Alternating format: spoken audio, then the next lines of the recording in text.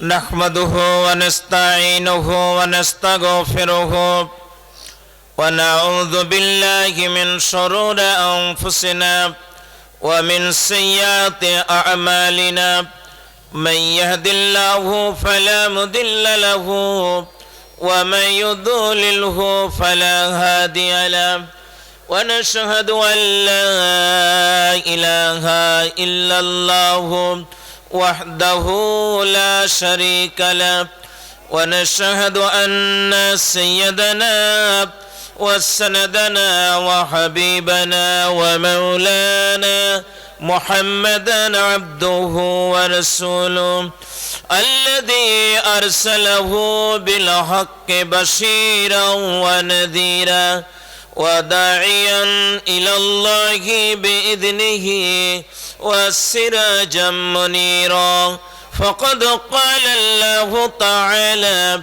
في كلامه المجيد أعوذ بالله من الشيطان الرجيم بسم الله الرحمن الرحيم وما لكم لا تقاتلون في سبيل الله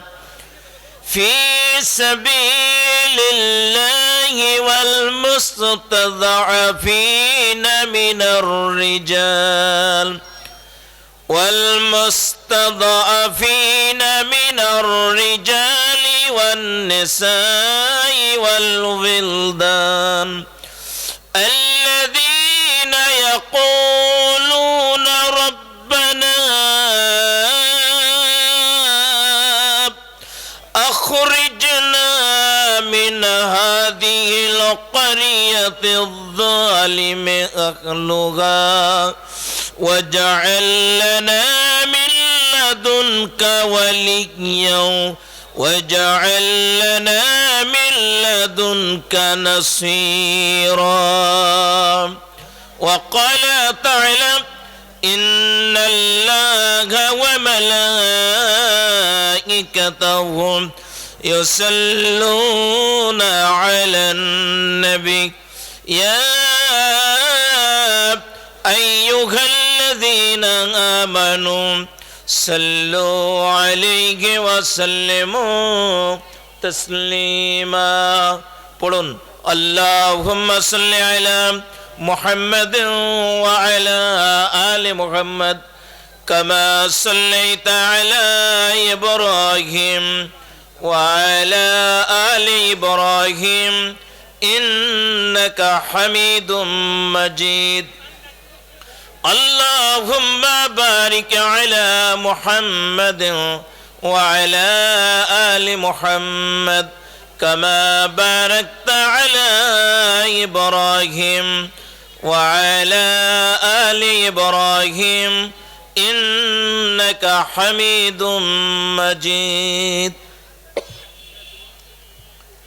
বানইল মাদ্রাসা ময়দানে আয়োজিত আজকের এই ঐতিহাসিক 2 দিনব্যাপী তাফসীরুল কোরআন মাহফিল আজকের দিনে সম্মানিত সভাপতি বিশিষ্ট চিকিৎসক জনাব আলহাজ ডাক্তার মোহাম্মদ আব্দুল বারী আল্লাহ রাব্বুল আলামিন তাকে কোরআনের খিদমত ইসলামের খিদমতে কবুল ও মঞ্জুর করুক বলুন আমিন আজকের প্রধান অতিথি বাগমারার কৃতি সন্তান বাগমারা উপজেলার সাবেক সফল চেয়ারম্যান জনাব ডিএম জিয়াউর রহমান জিয়া ভাই আল্লাহ রাব্বুল আলামিন ইসলামের জন্য কোরআনের জন্য তাকে কবুল ও মঞ্জুর করুক বলুন আমিন আমন্ত্রিত উলামায়ে কেরাম বিশেষ করে আজকের যিনি প্রধান আলোচক জনাব আলহাজ হাফেজ মুফতি আমির হামজা নওয়ারাল্লাহু কুলুবাহু বিইলমিল কোরআন ওয়া বিদ্বীনিল ইসলাম বলুন আমিন কোরআনের খিদমতে যেমন সুস্থতার প্রয়োজন যোগ্যতার প্রয়োজন সম্পূর্ণটাই আল্লাহ রাব্বুল আলামিন তাকে যেন দান করেন জোরে বলেন আমিন অন্যান্য ওলামায়ে কেরাম, আইম্মায়ে মাসাজিদ, মঞ্চে বসা বাংলাদেশ জামাত ইসলামী এবং বিএনপির সকল নেতৃবৃন্দ, বিভিন্ন দলের নেতৃবৃন্দ, সামনে বসা প্রাণপ্রিয় পিতৃতুল্য মুরব্বিয়ানে কেরাম, সমবয়স্ক বন্ধুগণ, বয়ে কনিষ্ঠ কচি কাচারা, যাদের কানে আওয়াজ পৌঁছানো যাচ্ছে, অদূরে সদূরে অবস্থানরতা স্নেহের পাত্রী, প্রতিপালনের ধাত্রী, সম্মানিতা মা এবং বোনেরা, আইন শৃঙ্খলার দায়িত্বে যারা রয়েছেন, সকল পুলিশ সদস্যবৃন্দ, স্বেচ্ছাসেবকবৃন্দ, সকলকে অভিনন্দন, মোবারকবাদ জানাচ্ছি। আরো একটিবার সালাম, আসসালামু আলাইকুম ওয়া রাহমাতুল্লাহ। আপনারা কি আমার উপর রাগ করে আছেন, নাকি ভাবলে আছেন যে হুজুর এখনই নেমে চলে যায়, প্রধান বক্তার ওয়াজ শুনবো? তো সালামের জবাব কেন এত দুর্বল? একটু ভালো করে জবাব দেন না। আসসালামু আলাইকুম ওয়া রাহমাতুল্লাহ।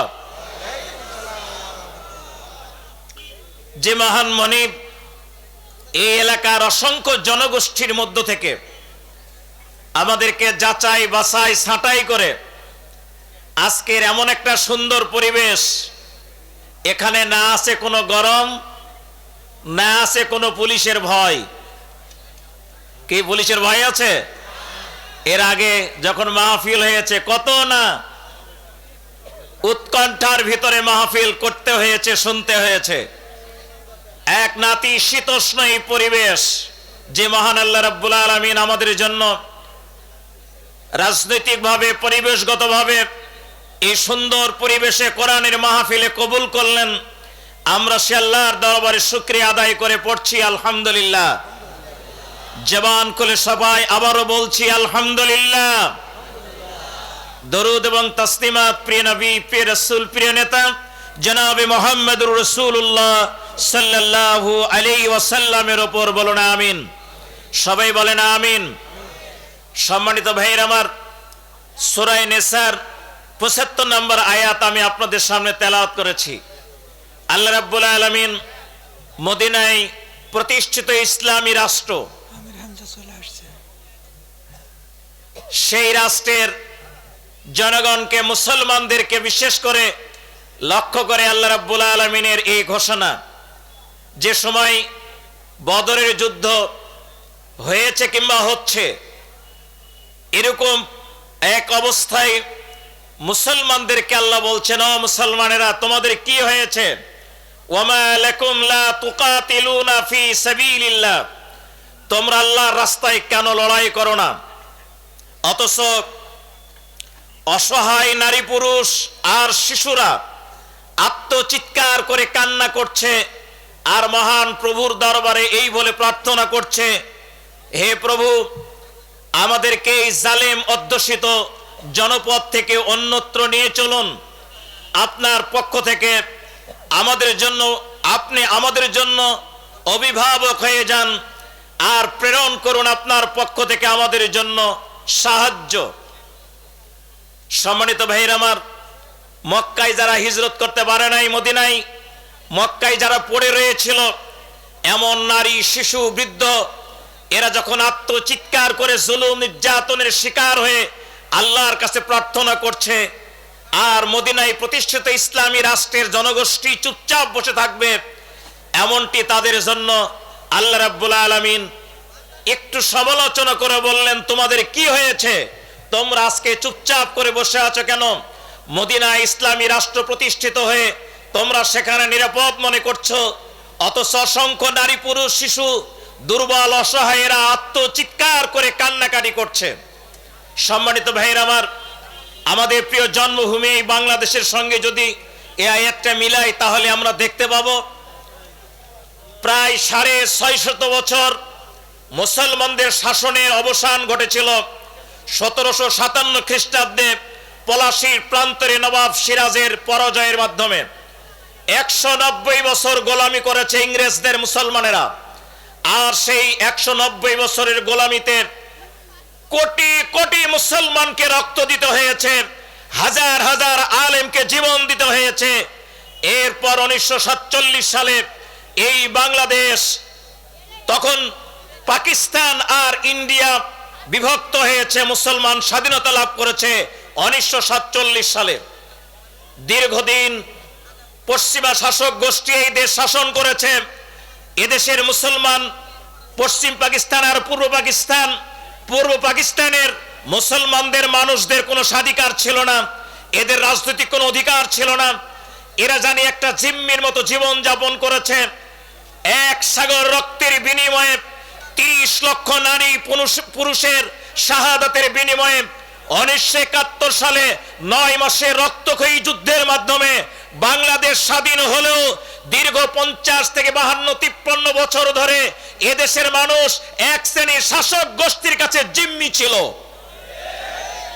সেই জিম্মি দশা থেকে মুক্তি পাওয়ার জন্য এদেশের জনগণ হাজারো চেষ্টা করেছে, হাজারো কষ্ট করেছে।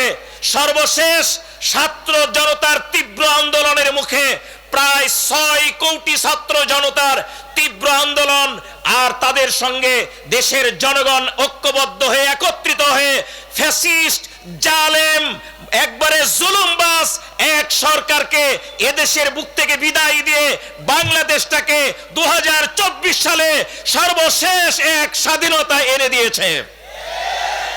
আজকে আমরা সেই স্বাধীন দেশের নাগরিক, ঠিক কিনা বলেন? ঠিক এই মুহূর্তে আমাদের দেশে আর একটা ভয়ানক অবস্থার সৃষ্টি হয়েছে। এক চরম উত্তেজনার পরিস্থিতি বর্তমান বাংলাদেশে চলছে। বাংলাদেশ যখন অন্তর্বর্তীকালীন সরকার বিভিন্ন সংস্কার নিয়ে আর সামনে নির্বাচন নিয়ে কাজে এগিয়ে যাচ্ছে, অত্যাচারী অপরাধীদেরকে যখন গ্রেপ্তার করছে, তখন পালিয়ে যাওয়া সরকার ও তো পালিয়ে চলে গেছে, কিন্তু তার দোষেরা এই দেশে আছে না নাই? রয়ের এজেন্টরা দেশে আছে না নাই?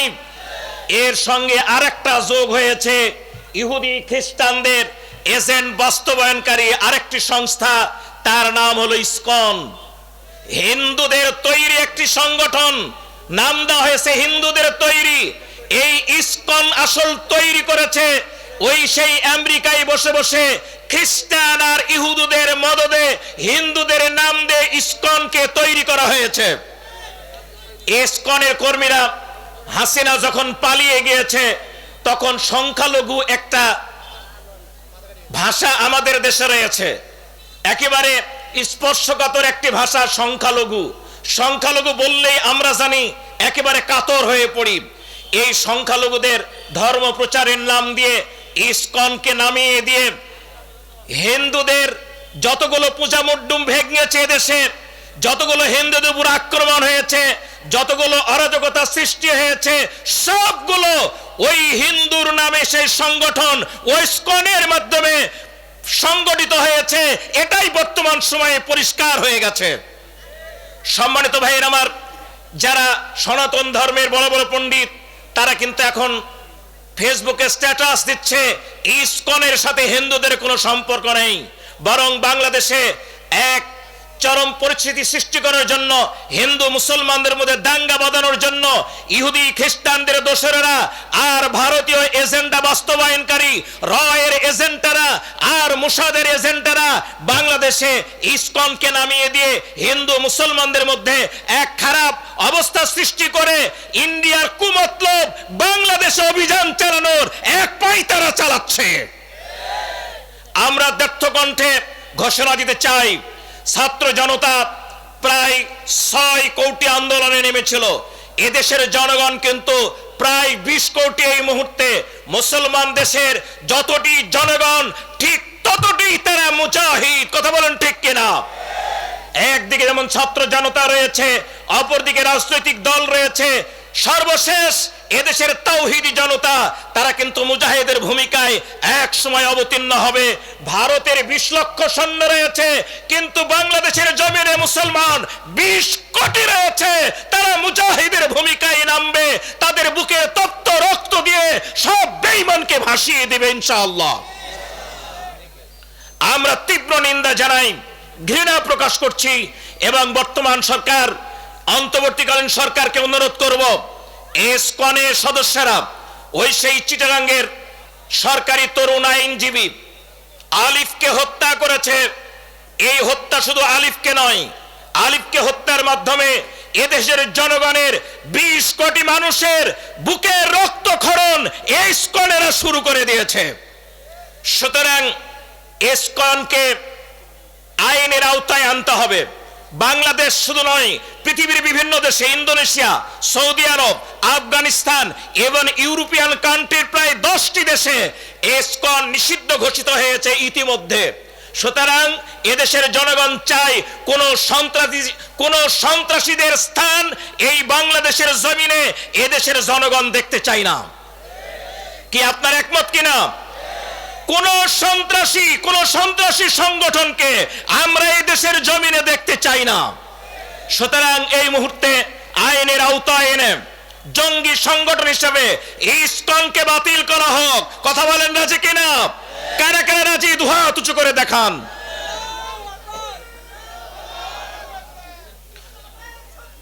সম্মানিত ভাইয়ের আমার, আমরা বুকের তত্ত্ব রক্ত ঢেলে দিয়ে 24 যে স্বাধীনতা নিয়ে এসেছি, আমরা যে জালেমকে বিদায় করেছি, এদেশের জমিনে আর কোন জালেম আসবে আমরা কখনোই তা মেনে নেব না এবং নেব না। আল্লাহ রাব্বুল আলামিন এমন একটি সরকার আমাদেরকে দেবেন, আল্লাহ রাব্বুল আলামিন এমন এক জাতি গোষ্ঠীকে আমাদের শাসক হিসাবে দেবেন যারা এদেশের মানুষের সুখ দুঃখ বুঝবে, এদেশের মানুষের কল্যাণে কাজ করবে, এদেশের মানুষকে নিয়ে, খেটে খাওয়া মানুষকে নিয়ে একটা সুখী সমৃদ্ধিশালী সমাজ করবে। আমরা এমন একটি শাসক চাই, এমন একটা সরকারকে আমরা চাই। ঠিক কিনা বলেন? প্রিয় বন্ধুরা আমার, আল্লাহ রাব্বুল আলামিনের ঘোষণা, ওয়ামা লাকুম, তোমাদের কি হয়েছে, লা তুকাতিলুনা ফি সাবিলিল্লাহ, তোমরা আল্লাহর রাস্তায় কেন সংগ্রাম করো না? অথচ ওয়াল মুস্তাযআফিনা মিনার রিজালি ওয়ান নিসা, অসহায় নারী পুরুষ আর শিশুরা এরা আত্মচিৎকার করে প্রার্থনা করে, এরা কান্নাকাটি আর করে আর আল্লাহর কাছে বলে, হে আমার রব, রব্বানা আখরিজনা মিন হাযিহিল ক্বরিয়াতিয যালিমি আহলুহা, এই জালেম অধ্যুষিত জনপদ থেকে আমাদেরকে বের করে নিয়ে চলুন, আমাদের জন্য আপনি অভিভাবক আর সাহায্যকারী নিযুক্ত করুন। আমরা আল্লাহর কাছে একই প্রার্থনা করব, আল্লাহ রাব্বুল আলামিন আমাদের জন্য এমন ওলি, এমন সাহায্য পাঠান যেই সাহায্যের মাধ্যমে সকল প্রকার জুলুমের অবসান হবে, বাংলাদেশ সুখী সমৃদ্ধিশালী একটি রাষ্ট্র হবে। এদেশে মুসলমান যেমন বসবাস করবে, হিন্দুরাও ঠিক তেমনি আরামে বসবাস করবে, বৌদ্ধ খ্রিস্টান সহ সকল জনগোষ্ঠী নিজ নিজ অধিকার নিয়ে, নিজ নিজ স্বাধিকার নিয়ে, নিজ নিজ ধর্ম নিয়ে সুখে শান্তিতে তারা বসবাস করবে। আল্লাহ রাব্বুল আলামিন কবুল করুক। জোরে বলেন আমিন, আরো জোরে বলেন আমিন। প্রিয় ভাইয়ের আমার সময় খুব বেশি নেই। আমি গতকাল একটা হাদিস বলেছিলাম, ওই হাদিসটার ব্যাখ্যা করে আমাকে বিদায় নিতে হবে। বিশ্বনবী মুহাম্মদুর রাসূলুল্লাহ সাল্লাল্লাহু আলাইহি সাল্লামের কাছে হযরত আলী রাদিয়াল্লাহু তাআলা আনহু গিয়ে দেখছিলেন নবীজির মনটা খুব খারাপ, চোখের কোনা দিয়ে অশ্রু ঝরছে। এই হাদিসটি কিতাবুল কাবাইরের ভিতরে ইমাম জাহিজ রাহমাতুল্লাহ আলাইহি লিখেছেন, তার লিখিত পুস্তক। হযরত আলী রাদিয়াল্লাহু তাআলা আনহু বর্ণনা করেছেন।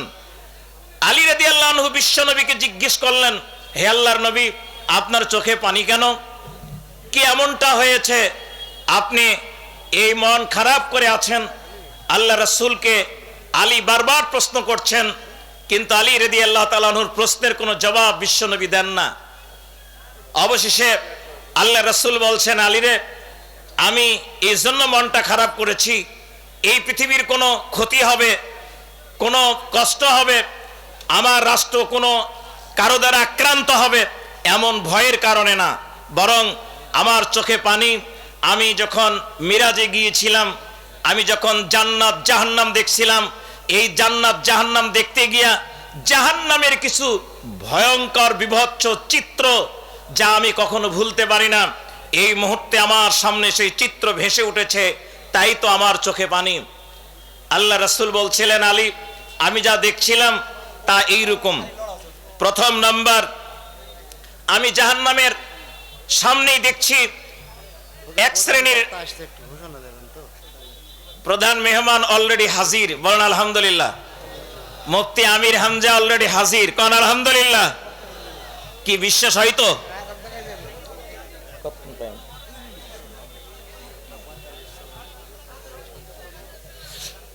আপনারা এই বামে ডাইনে কেউ গ্যাঞ্জাম করবেন না, আসবেন যারা সামনে বসে যাবেন, একদম চেপে চেপে বসবেন।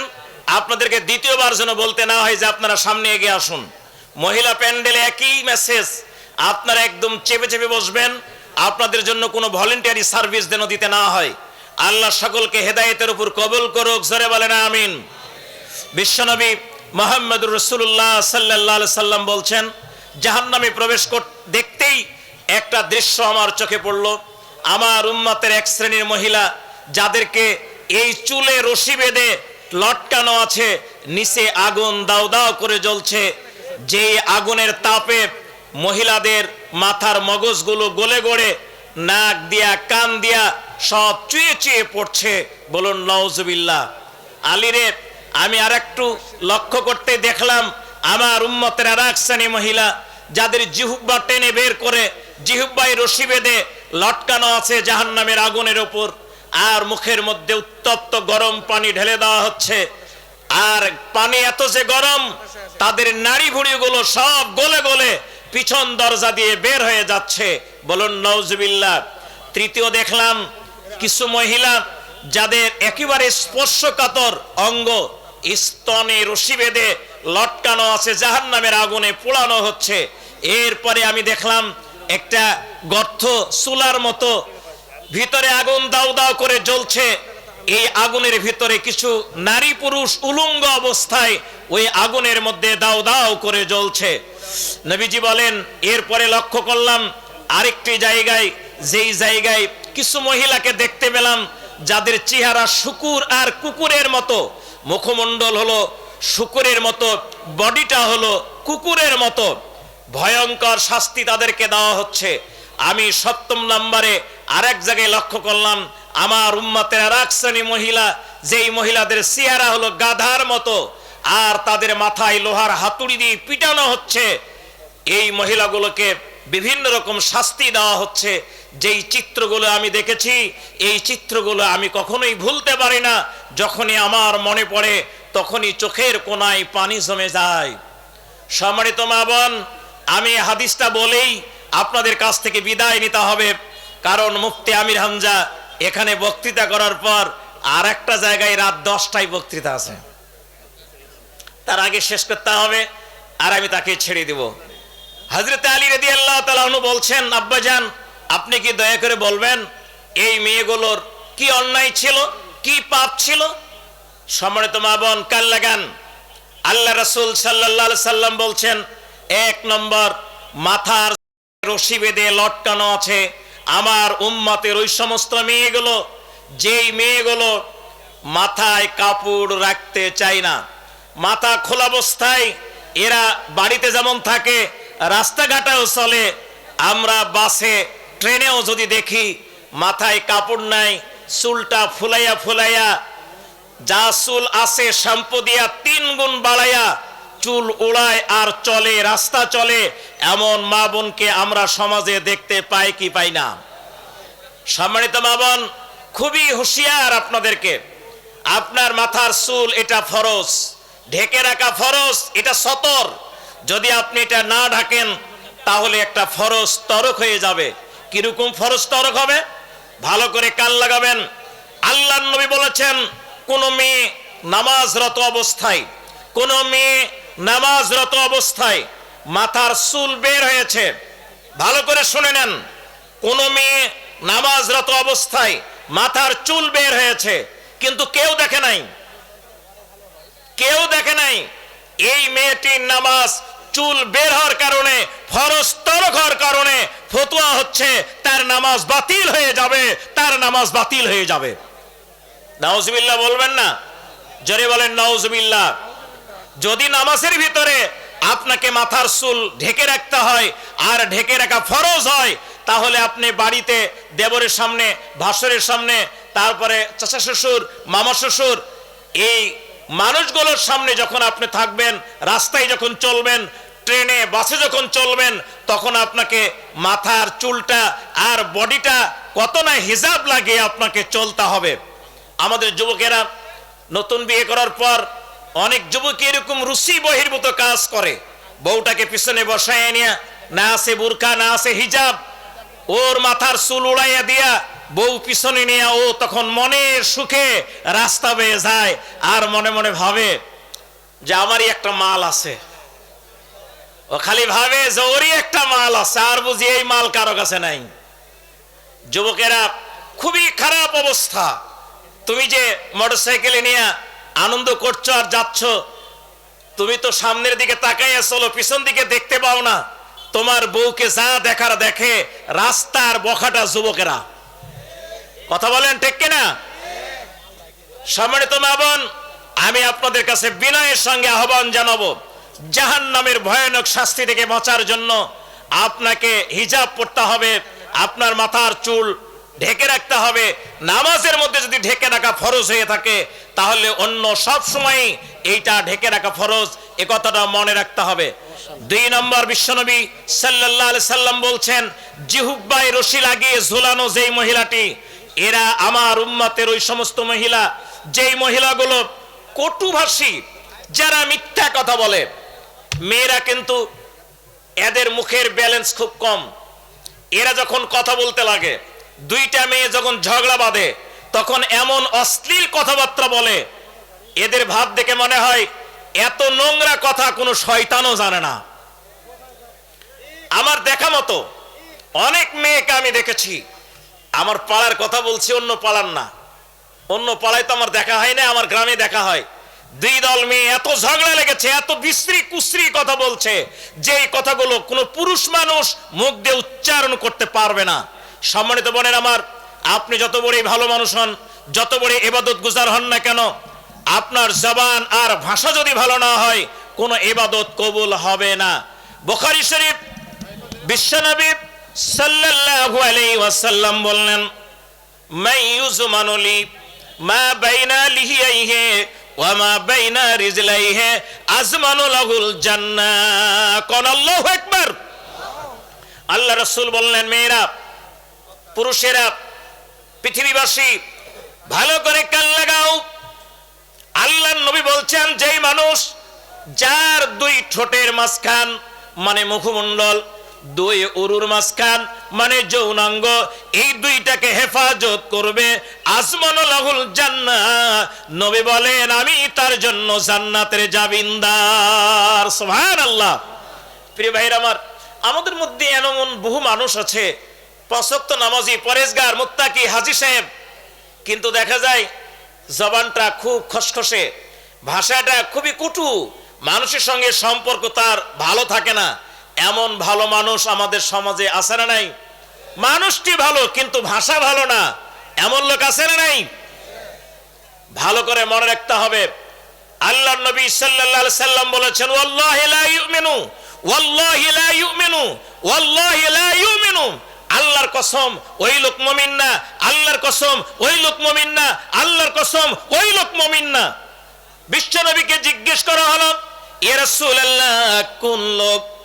আল্লাহর নবী বললেন, যেই লোকের জবান থেকে হাত থেকে তার প্রতিবেশী নিরাপদ থাকে না। যেই লোকের ভাষা আর কর্ম থেকে তার বন্ধুরা, তার প্রতিবেশীরা, তার স্ত্রী, তার পরিবারের লোকজন শান্তিতে থাকতে পারে না, এই লোক যত বড়ই নিজকে ভালো বলে প্রকাশ করুক না কেন, যত বড়ই নামাজি হোক না কেন, যত বড়ই হজ করুক না কেন, এই লোককে বিশ্বনবী আল্লাহর কসম খেয়ে বললেন, এই লোক ইমানদার না, এই লোক ইমানদার না, এই লোক ইমানদার নয়। চিৎকার দিয়ে কর নাউজুবিল্লাহ। মুখ আছে বলে জাতা বলা যাবে? কথা বলেন, মুখ আছে বলে জাতা বলা যাবে? আল্লাহর নবী শিখিয়ে দিয়েছেন, তুমি যদি ইমানদার হও, মান কানা ইউমিনু বিল্লাহি ওয়াল ইয়াউমিল আখির ফালিয়ুকরিম দাইফাহু ওয়া মান কানা ইউমিনু বিল্লাহি ওয়াল ইয়াউমিল আখির ফালিয়াসিল রাহিমাহু ওয়া মান কানা ইউমিনু বিল্লাহি ওয়াল ইয়াউমিল আখির ফালিয়াকুল খাইরান আও লিয়াসমুত। নবীজি বললেন, তুমি যদি ইমানদার হও তাহলে 3টি কোয়ালিটি এখানে বর্ণনা করা হয়েছে। সর্বশেষ 3 নম্বর কোয়ালিটি হচ্ছে, তুমি যদি মুমিন হও তাহলে তুমি কথা বলবে ভালো কথা, আর যদি ভালো কথা তোমার কাছে না থাকে তাহলে তুমি চুপ করে থাকবে। আজে বাজে কথা বলে আমল নষ্ট করা যাবে। আমরা গীবত গাই, এমন অভ্যাস আছে না নাই? পরনিন্দা পরচর্চা করা, অন্যের দোষ ত্রুটি নিয়ে আলোচনা করা, সমালোচনা করা, এ অভ্যাস আছে না নাই? এর নাম গীবত। এর নাম কি? কথা বলেন, এর নাম কি? গীবত কিন্তু খুব মজার একটা আলাপচারিতা। মাওলানা ইসমাইল আলম এরকম হুজুর হলে কি হবে দেখি এইরকম এইরকম এইরকম আগডুম বাগডুম বলতেই আসেন এক মাথার দিক থেকে। কি আসে না? এমনটা ভালো মানুষেরা এরকম গল্প গুজবে লিপ্ত থাকে, অন্যের দোষ চর্চা নিয়ে। আল্লাহ রাসূল বলেছেন, আল্লাহর কসম, আল গীবাতু আশাদ্দু মিনাজ জিনা। নারী আর পুরুষ অবৈধ মিলনে যেটা হয় তার নাম হলো জেনা। এই জেনা যেমন অপরাধ, গীবত গাওয়া, পরনিন্দা করা, পরচর্চা করা এর চাইতো ভয়ানক গুনাহ। আপনি গীবত গেয়েছেন আমার, আল্লাহ রাসূল বলেছেন ফলটা কি হবে? কিয়ামতের দিনে আপনার আমল নামার যা নেকি, এই নেকিটা আমাকে দেওয়া হবে, আমার আমল নামার যা গুনাহ তা আপনার আমল নামায় ফ্ল্যাক্সি করা হবে। চিৎকার দিয়ে কন নাউজুবিল্লাহ। এই জন্য কোন অবস্থাতেই ভাষা খারাপ করা যাবে না, এই জিহ্বা দিয়ে আজে বাজে কথা বলা যাবে। প্রিয় ভাইয়ের আমার, আল্লাহ রাসূল বললেন 3 নম্বর, মেয়েদের স্পর্শকাতর একটি অঙ্গ স্তনে রশি বেঁধে জাহান্নামের আগুনে লটকানো আছে। এই মেয়েগুলো কঠিন শাস্তির ভিতরে রয়েছে। গোটা বডি জানি জ্বলন্ত অঙ্গারে পরিণত হয়েছে। এই মেয়েগুলো কাঠ কয়লা যেমন জ্বলে ওই রকম আগুনের মধ্যে দাও দাও করে জ্বলছে। এই মেয়েগুলোর অবস্থা এমন এই কারণে আল্লাহ রাসূল বলেছেন, এই মেয়েগুলো পোশাক পরে কিন্তু উলঙ্গ পোশাক। পোশাক পরে এমন যেই পোশাক তার পর্দা হয় না, পর্দার খেলাফ হয়ে যায়। এত আচ্ছা জামা পরেছে আমাদের মেয়েরা এখন বর্তমানে, বুরখা, এমন ফ্যাশন বুরখা, ওই বুরখার দিকে তাকিয়ে থাকার জন্য যুবকেরা আবার চোখ মেলায়। এই কথা বলেন না কা? আবার কাউরো কাউরো বুরখা ভাই এতই টাইট, মানে যা দেখানো হবে না ওইগুলো আগেই বাইরে হয়ে বসে আছে। কলেজ ইউনিভার্সিটি পড়া মেয়ে, আমি অন্য লোকের কথা বলছি না, হাজী সাহেব মানুষ, নামাজি পরেজগার মানুষ, এমন মানুষের মেয়ে কলেজ ইউনিভার্সিটিতে পড়ে। এই মেয়েটিকে জিন্সের প্যান্ট পরাইছে, এতই টাইট, আমি তো মানে আশ্চর্য হয়ে যায়। এগুলো যখন নজর পড়ে তখন মনে মনে ভাবি, আহারে তুই প্যান্ট তো পরছিস বাবা, তুই খুলবি কেমনে? হ্যাঁ, তোর মা ধরবে কাল্লা আর বাপ ধরবে ঠ্যাং, এছাড়া তো খোলার বুদ্ধি নাই। এত টাইট প্যান্ট পরেছে, আর গায়ে যে জামাটা, এই জামাটাও টাইট। পোশাক পরেছে ঠিক, কিন্তু এই পোশাক তার পর্দা হয় নাই, তার সতর ঢাকা হয় নাই। যে সমস্ত অঙ্গগুলো ঢাকতে বলা হয়েছে, গোপন করতে বলা হয়েছে, এই অঙ্গগুলো গোপন হয় নাই, বরং গোপন অঙ্গগুলো আরো আকর্ষণীয় ভাবে মানুষের সামনে উপস্থাপন করার ব্যবস্থা করা হয়েছে।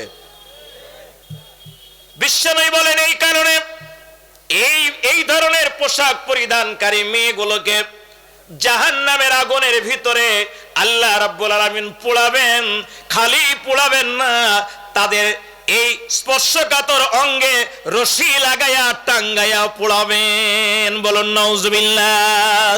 সম্মানিত বোনেরা আমার, পর্দা এত কঠিন ব্যাপার, পর্দার ব্যাপারে এত কঠিন বিধান দেওয়া হয়েছে। আপনার কণ্ঠ, আপনার বাড়ির বাইরে যাওয়া যাবে না, কণ্ঠেরও পর্দা রয়েছে, কণ্ঠেরও পর্দা রয়েছে, খালি অঙ্গের পর্দা নয়।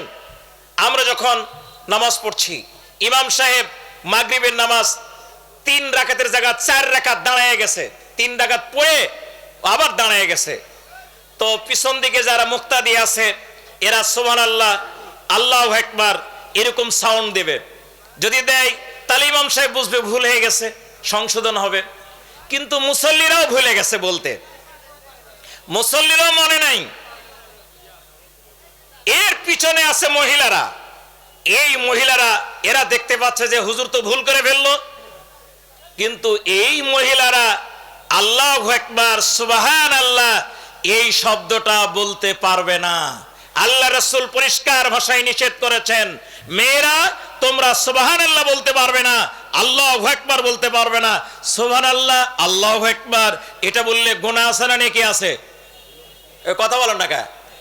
পুরুষ মানুষেরা এই সুবহানাল্লাহ আলহামদুলিল্লাহ আল্লাহু আকবার এটা বলার সঙ্গে সঙ্গে আল্লাহ রাব্বুল আলামিনের আকাশ আর জমিন নেকিতে পরিপূর্ণ হয়ে যায়। আল্লাহু আকবার। মিজানে নেকি পাল্লা ভারী হয়ে যায়। সুবহানাল্লাহ। অথচ এই কথাটাও মেয়েদেরকে বলতে নিষেধ করা হয়েছে, বরং মেয়েরা তোমরা কি করবা, পিছন দিক থেকে হাততালি দিবা, হাত উল্টা করে জোরে হাততালি দিবা, যাতে হুজুর বুঝতে পারে যে আমার ভুল হয়ে গেছে। সুবহানাল্লাহ কেন বলা হবে না? আল্লাহু আকবার কেন বলা হবে না? যদি সুবহানাল্লাহ আল্লাহু আকবার বলা হয় তাহলে পুরুষদের কণ্ঠে গিয়ে কণ্ঠটা বাজবে, আর মেয়েদের মায়াবিনী কণ্ঠ পুরুষদের কানে গেলে, যুবকদের কানে গেলে তাদের মনে খটকা জাগতে পারে, মেয়েটি কতই না সুন্দর। এই কণ্ঠের কারণে যদি আপনাকে এত কড়া তাগিদ দেয়, সতর্ক করে দেওয়া হয়, আল্লাহর কসম লাগে মেয়েরা আপনাদের পর্দা কত সতর্কতা সহকারে পালন করা লাগবে। সতর্ক কেমন করে ডাকতে হবে, আপনার ফরজ অঙ্গগুলো কিভাবে ডাকতে হবে, কণ্ঠ পর্যন্ত পর্দায় রাখতে হবে। আপনাকে আমাদের বাড়িতে ফোন এসেছে, ফোন বেজে উঠেছে, স্ত্রী ফোন লিয়ে করছে হ্যালো, এত মিষ্টি তাকে হ্যালো বলে উঠছে, যিনি ফোন করেছেন আর মানে অন্তরটা খুশি হয়ে গেছে যে ভাই তো পাই নাই, ভাবি ফোন ধরেছে, গল্প শুরু হয়ে গেল। আল্লাহর কসম বিশ্বনবী নিষেধ করে দিয়েছেন, কোরআনুল কারীমের স্পষ্ট ভাষা, সময় থাকলে কথা বলতাম। আল্লাহ পাক বললেন, ও মেয়েরা তোমরা অন্য পুরুষের সঙ্গে যখন কথা বলবা তখন তোমরা কর্কশ ভাষায় কথা বলবা, একান্ত ফোন রিসিভ করতে যদি প্রয়োজনই হয় সালামটা দিয়া শুধু বলবা বাড়িতে নেই, পরে ফোন দিবেন। এমন ক্যাটম্যাট করে কথা বলবেন যেন ওই পুরুষটা আপনার ব্যাপারে আর কোনো ধারণা করার সুযোগ না পায়, আর ফোন থেকে আপনাকে দূরে থাকতে হবে। আমি বিশ্বনবী মুহাম্মদ সাল্লাল্লাহু আলাইহি সাল্লাম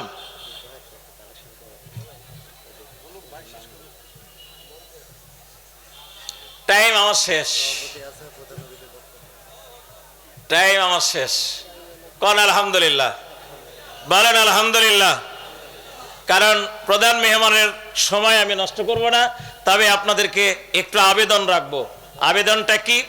কোরআনের এই মাহফিল, এই জান্নাতি বাগান, এই জান্নাতি এই বিশাল আয়োজনে যা খরচ হয়েছে, এই খরচ আল্লাহর ফেরেশতারা দিবে না আমাদেরকে দিতে হবে? কি আমাদেরকে দিতে হবে না? কথা বলছেন না কেন? বলে হুজুর ওয়াজ যত করবেন করেন, শুনবো, কিন্তু টাকা দিতে পারবো না। কি এমনটা? কোরআনের এই মাহফিলের জন্য আপনারা টাকা দেবেন না? এই কথা বলেন না কেন, দেবেন না? সম্মানিত ভাইয়ের আমার, সম্মানিত বোনের আমার, সময় মতো আপনাদের কাছে চাদর যাবে, তখন আপনারা ওই চাদরে দেবেন। ওই চাদরে সর্বোচ্চ দানটা করবেন। বলুন ইনশাআল্লাহ, বলুন ইনশাআল্লাহ। পকেটের ছোট নোট না বড় নোটটা দিবেন? পকেটের বড় নোটটা দিবেন। আমি আজকে একটু টেস্ট করব যে এই বানইল বাজার তাফসীর মাহফিলে কত টাকা কালেকশন হয়, একটু শুনবো। কেশরহাট তাফসীর মাহফিল মুফতি আমির হামজার প্রোগ্রামে আমি আমার হাত দিয়ে কালেকশনটা হয়েছিল, মঞ্চে কোনো কালেকশন হয়নি বললেই চলে। শুধু চাদর কালেকশন 2,69,000 টাকা, 2 লাখ টাকা একদম নগদ এখানে। প্রিয় ভাইয়ের আমার, আমি আপনাদের কাছে চাই এইরকম ধরনের একটা কালেকশন আসবে ইনশাআল্লাহ।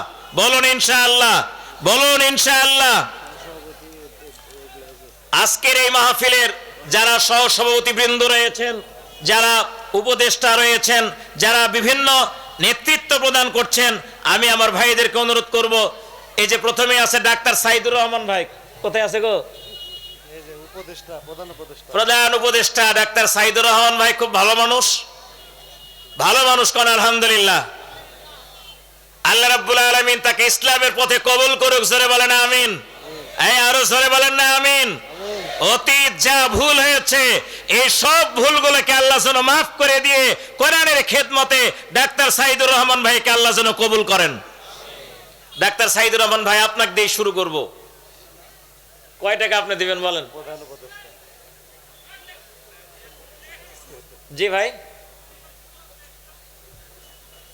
আসুন আমরা পবিত্র কালামে পাক থেকে জেনে নিই। আউযু বিল্লাহি মিনাশ শাইতানির রাজিম, বিসমিল্লাহির রহমানির রহিম। আন আকিমুদ্দিন ওয়ালা তাফাররাকু ফীহি। আল্লাহ রাব্বুল আলামিন বলছেন, হে দুনিয়ার মুসলমান, তোমরা আল্লাহর জমিনে আল্লাহর দ্বীন কায়েম করো এবং এতে মতানৈক্যের সৃষ্টি করো না।